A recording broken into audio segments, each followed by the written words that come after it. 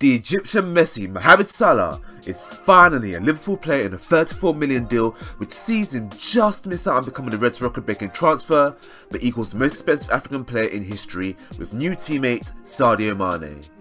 Big things are expected and needed, so I totally understand why Reds all across the world would be worried. Liverpool have a horrific history of ballsing up transfers of this magnitude, so how does Salah stand up?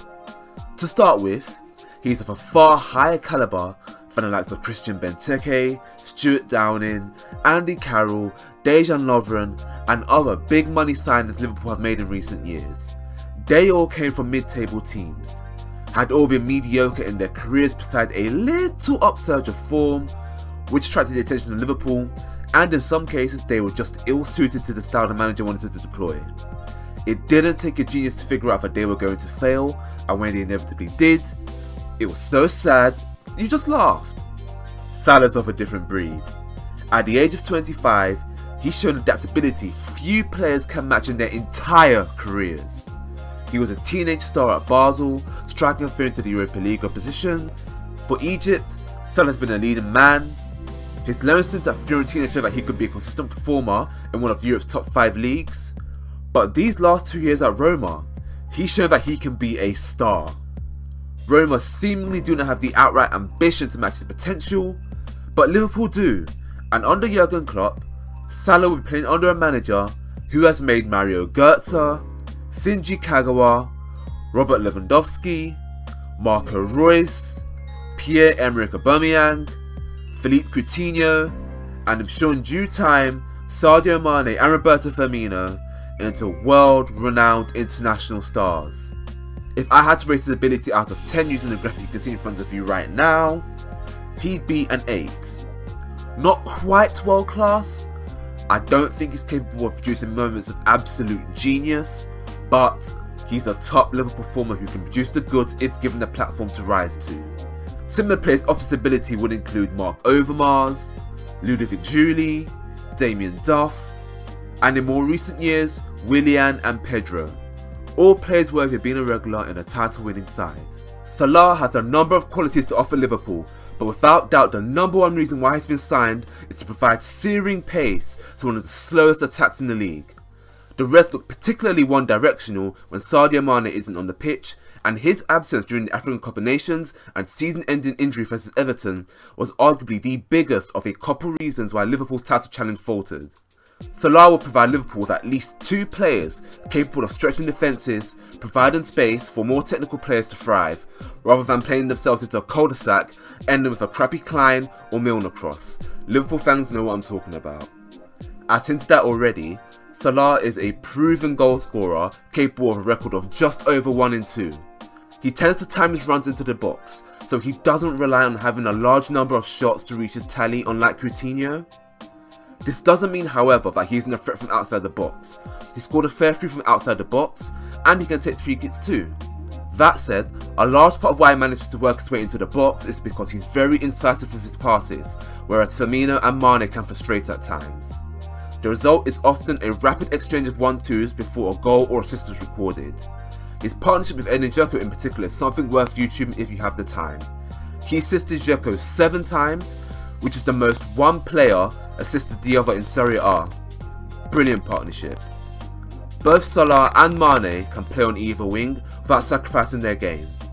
Due to how Klopp loves to play with inverted wingers, with the fullbacks providing the width, I'm going to assume Mane will return to the left wing, where he featured many times for Southampton, allowing both wingers to get onto their favoured foot when they're cutting in on goal. I believe Firmino will remain as a false 9, an opinion backed by the fact that he gave his number 11 shirt to Salah to take the vacant number 9. Whilst this does mean that a so-called proper striker isn't on the field, I think Klopp is leaning towards having a versatile attack, where each member of the front three is equally capable of scoring, assisting or building up play. As there's no over-reliance on one guy to score the goals, expect rapid interchanging of positions as each member of the front three pops up unexpectedly, making them a nightmare to mark. The last time Liverpool had an attack with this much adversity and intensity, they scored over 100 Premier League goals. Whilst I don't think this collective quite has that in them, the burden will most likely be shared between them more equally. They already scored 78 without Salah, so anything between 80 and 90 is easily attainable, especially with Coutinho pulling the strings from midfield. With that said, in terms of suitability, I'm going to rate this transfer a 9 out of 10. The only reason suitability doesn't get a full mark is because there's one drawback to this deal which I can see. However, none of them have anything to do with Salah not succeeding with Chelsea. Just like Kevin De Bruyne and Romelu Lukaku, Salah's failure has everything to do with Jose youth destroying Mourinho not giving them chances. For those still insisting on the whole Premier League proven crap, Salah scored plenty of goals against Premier League sides in the Europa League and the Champions League, so I'm sure he'll have little problem adjusting to his new surroundings. Not to mention, he scored versus Arsenal when Chelsea thrashed them 6-1, and he scored against Klopp's Liverpool, albeit in a pre-season friendly. The concern I have lays with his similarities to Sadio Mane. I'm not saying that they're bad dribblers, far from it, but they rely more on their natural speed and agility to get past the man rather than outright technicality. Whilst brilliant going on the counter, that style of dribbling doesn't do too much for breaking sides sitting deep. I did mention Salah's ability to link up, so maybe that's what Klopp is leaning towards, but I can't help but feel that a player who combines the pure essence of dribbling with speed, for example an Eden Hazard, an Alexis Sanchez or a Neymar, would have been ideal. That said, in terms of pedigree, suitability and affordability, Salah is the only player that ticks all those boxes, and whilst that other player that could be realistically signed, and that's why I think this is the dope deal. A player of Salah's reputation and ability should be rated around 35 to 40 million, expensive but not draining. Transfer Market, a website which evaluates a player's true transfer value among other factors, has Salah at 35 million. In other words, Liverpool haven't overpaid and Roma haven't been ripped off. I give the pricing of the deal an 8 out of 10, as Liverpool have played towards the lower end of that spectrum, giving the transfer an overall value of 25 out of 30. Like I said, a dope deal. Do you guys agree with my assessment of Mohamed Salah? Do you rate him as a player? Would you have signed someone else? Is the transfer figure correct? Let me know in the comment section and I'll reply.